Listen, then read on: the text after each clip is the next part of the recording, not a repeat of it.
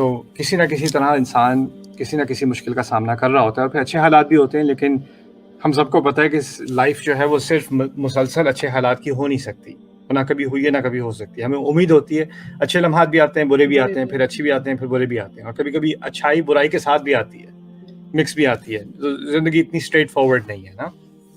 تو پھر اس میں ہم سوچنا شروع کر دیتے ہیں کہ اس میں اللہ تعالیٰ کا کیا عمل دخل ہے، اللہ تعالیٰ ہمیں اگر مشکل حالات آ رہے ہیں تو ہمیں کس بات کی سزا مل رہی ہے۔ تو قرآن نے اس کے بارے میں ایک کبھی کبھار ڈائریکٹ بات کی ہے، کبھی کبھار انڈائریکٹ بات کی ہے، اور دونوں کو سمجھنا چاہیے اچھی طرح۔ سورۃ الکہف میں 2 کسانوں کا ذکر ہے۔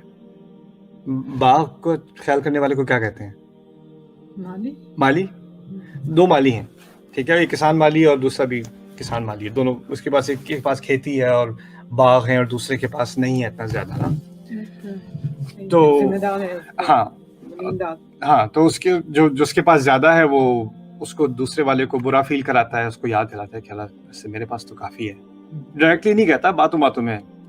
یعنی اس کو احساس دلانے کے لیے، کم طریقہ احساس دلانے کے لیے۔ تو قرآن نے یہ بات کی ہے کہ اللہ تعالیٰ نے اس کی اس بات کی وجہ سے احیط بثمرہ فاصبح یقلب کفیہ علی ما انفق فیہا، کہ اللہ تعالیٰ نے اس کے باغ کا احاطہ کرا لیا گیا، اور پھر اس کے بعد جن چیزوں کی جس چیزوں پہ اس کا اتنا فخر تھا وہ تمام الٹی ہو گئی ہیں۔ درخت اس نے لگائے ہوئے تھے بڑے بڑے، کیونکہ جو کھیتی اس کی تھی وہ بڑی نازک تھی، تو جب تیز ہوا کے اوندھے چلتے تھے تو کھیتی خراب ہو جائے، تو درخت ایسے لگائے تھے بارڈر پہ تاکہ ہوا کے جھونکے وہ روکے، اور جو بہت ایکسپینسو ڈیلیکیٹ قسم کے اس کے جو پودے ہیں وہ برقرار رہیں۔ تو اللہ تعالیٰ نے جب وہ اس پر وہ طوفان لایا تو وہ درخت کھیتی کے اوپر گر گئے، تو جو چیز حفاظت کے لیے لگائی تھی وہ خاویۃ علی عروشیہ، وہ ان کے اوپر گر گئی، ٹھیک ہے۔ اور پھر اللہ تعالیٰ نے کہا کہ وہ اپنے ہاتھ ملتا رہ گیا۔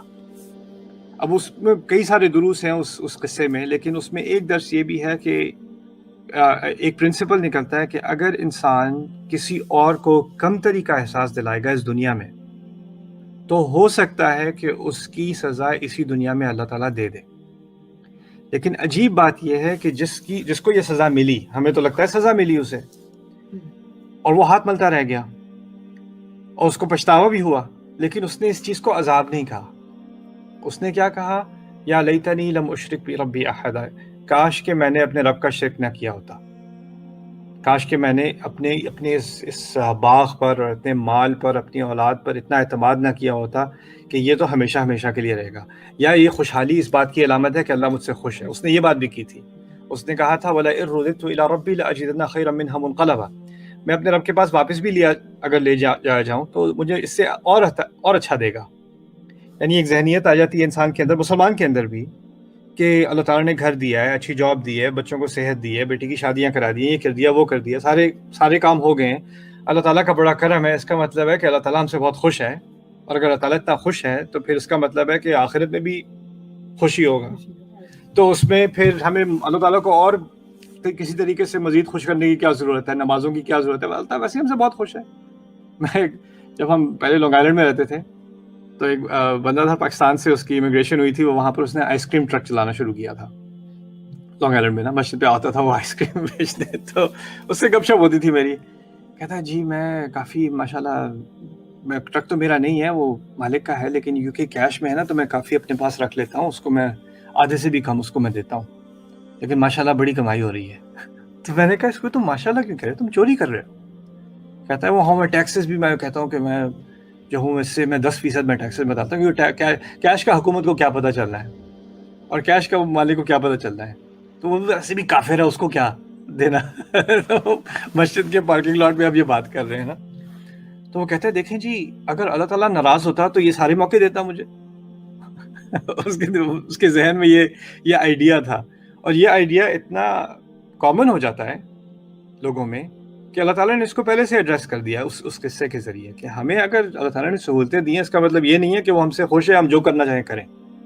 اور اگر ہم کسی اور کو کم طریقہ احساس ڈالیں گے یا ہمیں اس بات پر گھمنڈ ہو جائے گا کہ ہمارے پاس یہ کیا چیزیں ہیں، تو پھر ہو سکتا ہے کہ ہمارے اپنے فائدے کے لیے، ہمارا فائدہ کیا ہے کہ ہم اللہ تعالیٰ کے سامنے جب قیامت کے دن جائیں گے تو ہمارا دل صاف ہو۔ اگر اس وقت ہمارے دل میں مال تھا یا مال پہ اعتماد تھا تو اس وقت جو کچھ اس دنیا میں تھا اس کا کوئی فائدہ نہیں ہوگا، تو ہو سکتا ہے کبھی کبھی اللہ تعالیٰ نقصان دے دے، بہت بڑا نقصان دے دے کہ دل صاف ہو جائے، کیونکہ اصل سرمایہ جو ہمارا ہے وہ ہمارا دل صاف ہونا ہے۔ تو کبھی کبھی جب انسان کا دل میلا ہو جاتا ہے تو قرآن اس بات کی طرف اشارہ کرتا ہے کہ ہو سکتا ہے کہ بڑی مصیبتیں بھی آ جائیں اور تم اور میں اور کوئی اور سمجھے کہ کس چیز کا عذاب مل رہا ہے، لیکن ہو سکتا ہے کہ اس کے ذریعے سے ایک پاکیزگی ہو رہی ہے، ایک گند آ گیا تھا دل کے اوپر،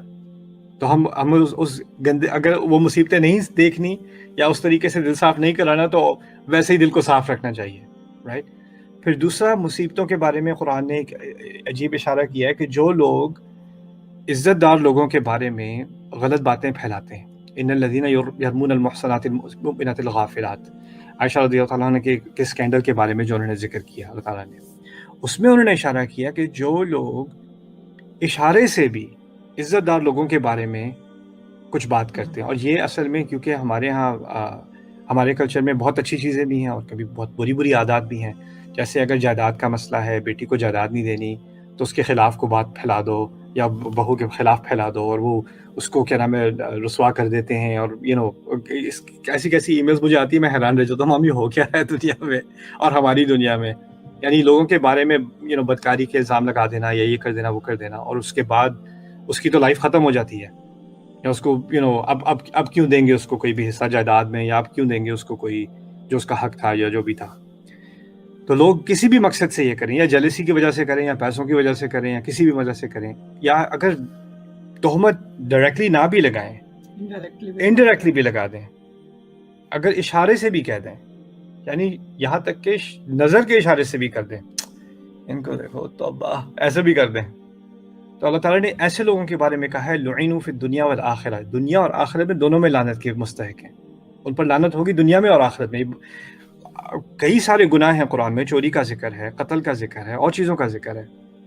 لیکن آپ کو عام طور پر یہ نہیں ملتا کہ اللہ تعالیٰ کہتے ہیں کہ اس کی سزا دنیا اور آخرت دونوں میں دی جائے گی، اور وہ بھی اتنے سخت الفاظ میں کہ لعنوا، کہ ان پر ایسے لوگوں پر لعنت ہو۔ تو کچھ چیزیں ہیں جس سے انسان پر اس دنیا میں بہت مشکل ٹائم آ سکتے ہیں، اس کی اپنی حرکتوں کی وجہ سے، ایسا ہے قرآن میں، اس کا انکار نہیں کیا جا رہا۔